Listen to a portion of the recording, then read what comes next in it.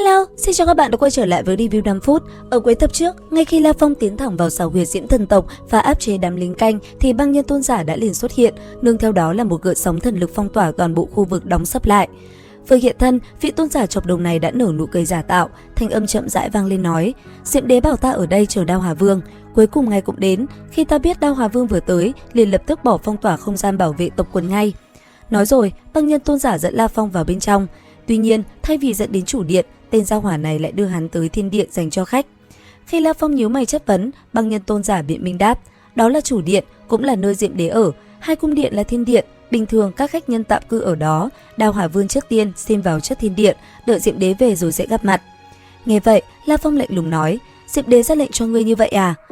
Ngươi đưa tin ta tới đây thông báo cho hắn chưa? Đừng nói với ta là ngươi không thể thông báo. Hừ, Diệm đế là vũ trụ chi chủ duy nhất của cả Diễm Thần tộc, khẳng định là tùy thời nắm được tin tức mới đúng. Dù băng nhân khống chế rằng Diệm đế đang ở Nguyên Thủy Tinh, La Phong vẫn bắt bẻ lại. Hắn lạnh lùng lên tiếng: từ Nguyên Thủy Tinh trở về, thông qua thần quốc truyền tống, chỉ sợ khoảnh khắc đã tới rồi. Người đi trước dẫn đường, ta tạm thời làm theo người ăn bài. Đợi ở thiên điện, ta cũng muốn xem Diệm đế rốt cuộc khi nào thì xuất hiện. Rốt cuộc, băng nhân tôn giả đành hừ lạnh đáp: xin mời đi theo ta. Sau hơn một năm dòng dã ngồi chờ ở thiên điện, La Phong bất ngờ bị một luồng uy áp cường đại kéo thẳng vào chủ điện. Đối mặt với Diệm đế đang ngồi trên ngai vàng, La Phong mỉm cười nói: nhị sư huynh cuối cùng cũng tới rồi, sư đệ đợi đã lâu. Diệm đế ra vẻ bề trên đáp: tam sư đệ, sư huynh ở Nguyên Thủy Tinh tranh bảo vật với vô số cường giả tộc quần khác, vừa vặn vào thời điểm mấu chốt đang có một bảo vật xuất thế, sau đó chỉ hoãn chốt thời gian, tin rằng tam sư đệ không để ý. Không muốn vòng vo, La Phong đi thẳng vào mục đích chính của chuyến đi. Nhị sư huynh, mục đích ta tới đây tin rằng nhị sư huynh đã biết, ta tới đây là vì kiếp giáp. Tọa sơn khách sư phụ phân phó, khi ta có thể thu động kiếp giáp sẽ tới chỗ nhị sư huynh lấy đồ. Diệm đế lập tức lộ rõ ý đồ muốn chiếm đoạt, bắt đầu thoái thác. Kiếp giáp là siêu chí bảo trong vũ trụ mênh mông, uy năng vô tận.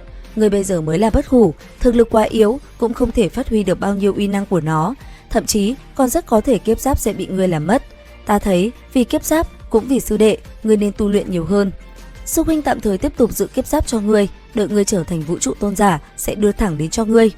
La Phong nén giận, kiên quyết đòi lại: nhị sư huynh, sư đệ dù không có kiếp giáp, lúc trước bị vô số cường giả các tộc vũ trụ truy sát, vẫn có thể sống sót.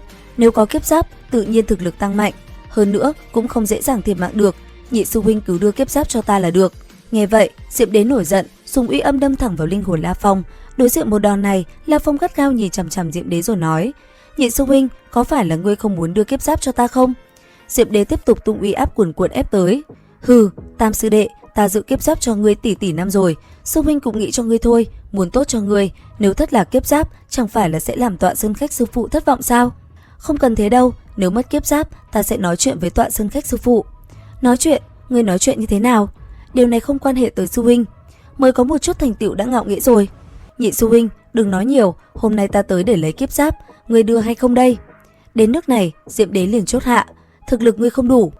Thấy đối phương cương quyết không trả, La Phong liền tung đòn hiểm, quay gót bước đi và nói lời đe dọa: nhị sư huynh đã không cho, sư đệ cũng không có năng lực cưỡng ép đoạt đi, sư đệ cũng chỉ có thể đi bẩm cáo cho Tọa Sơn khách sư phụ thôi.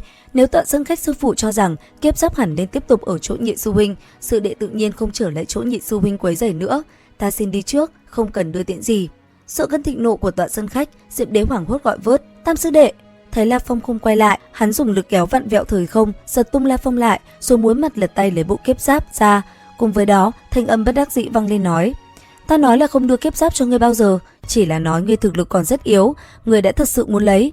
Ta làm sư huynh, những gì cần khuyên cũng đã khuyên, nếu ngươi tương lai làm thất lạc kiếp giáp, đừng trách sư huynh là được. Đây là kiếp giáp. La Phong lập tức dùng thần lực thu lấy chiến giáp, rồi xé rách không gian, dùng thần quốc truyền tống rời đi ngay lập tức. Trở về thần quốc, hắn liền dung hợp kiếp giáp vào cơ thể. Sau khi lấy tình báo, La Phong ngụy trang thành một sinh vật của Liên minh Tinh Không Cự Thú, mang theo phân thân U Hải cùng Kim Giác Cự Thú tiến vào Nguyên Thủy Tinh. Tại nơi có áp lực cực độ này, hắn tình cờ đá văng đất đá và nhặt được một kiện trọng bảo phong ấn không gian. 2 năm sau, một chuôi kiếm khổng lồ bằng cả ngọn núi mang khí tức chí bảo trồi lên từ dưới đáy một ao đầm bùn lầy. Khi La Phong vừa định chạm vào, thì 3 cường giả ngục tộc xuất hiện tranh đoạt. Tên khổng lồ ngục tộc vung thần chùy gầm thét: Tinh Không Cự Thú, buông chí bảo ra, nếu không đừng trách ta liều mạng. La Phong nhếch mép gạn giọng quát: Muốn đi gặp Diêm Vương sao? Lời vừa dứt, phân thân U Hải và kim giác cự thú của La Phong bùng nổ kích thước khổng lồ, che dở bầu trời, áp đảo hoàn toàn ba kẻ địch. Đứng giữa trung tâm, La Phong dõng dạc tuyên bố: Ngục tộc, nơi này đã có chủ, kẻ nào muốn tranh đoạt bảo vật, nếu không quyết đấu đến cùng thì đừng hòng rời đi. Tên khổng lồ ngục tộc khinh khỉnh đáp lại: To xác thì có lợi thế gì? Không phân thắng bại không dừng lại. Hai tinh không cự thú các ngươi muốn trả giá đắt sao? Đám lâu la của hắn cũng hùng hổ lao lên: Tinh không cự thú, các ngươi đúng là chán sống rồi. Cứ thế, một trận đại chiến cũng liền nổ ra. Đến đây thì cũng hết tập 214 Thôn Vệ Tinh Không. Xin chào và hẹn gặp lại các bạn ở những video tiếp theo.